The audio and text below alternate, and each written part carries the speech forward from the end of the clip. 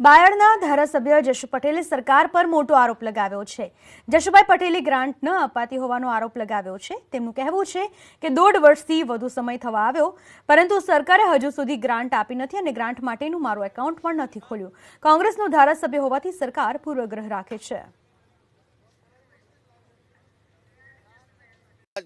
હું તો આવું તો આજે સફાઈ કર્યા પછી જઉં, પણ મેં વારંવાર રજૂઆત કરી છે કે હું ધારાસભ્ય થયા પછી 1.5 વર્ષ થવાયું, આજ સુધી 1 રૂપિયો આપ્યો નથી। આ લોકો માત્ર ને માત્ર પૂર્વગ્રહથી મારી સાથે વર્તી રહ્યા છે કે મારું ખાતું પણ ખુલ્યું નથી। કંઈક ધારાસભ્ય તરીકે મને 5 રૂપિયા ગ્રાન્ટ કે 1 રૂપિયો આપ્યો એવો કોઈ પુરાવો નથી। જો કોઈ આપે તો હું બીજી મિનિટે રાજીનામું આપી દઈશ। અને મેં તો કપડાં ઉતારીને કલેક્ટર કચેરીએ શર્ટ ઉતારીને બેઠો હતો, એનો કોઈ ઉકેલ નહીં। અને ગ્રાન્ટો વેચાય છે। મેં જ્યારે રજૂઆત કરી કે આ ગ્રાન્ટો છે કે જે સરકારના કામો કરવાના, એ પણ વેચી ખાવાના ધંધા ચાલુ છે।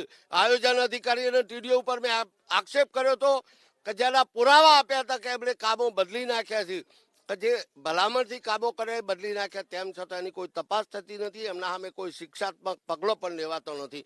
માત્ર ને માત્ર પૂર્વગ્રહથી। હું કોંગ્રેસની વિચારધારાનો છું, હું દલિત નેતા છું, હું લઘુમતીનો નેતા છું। આ વાત ઉપર મારી સાથે આ વર્તન થઈ રહ્યું છે।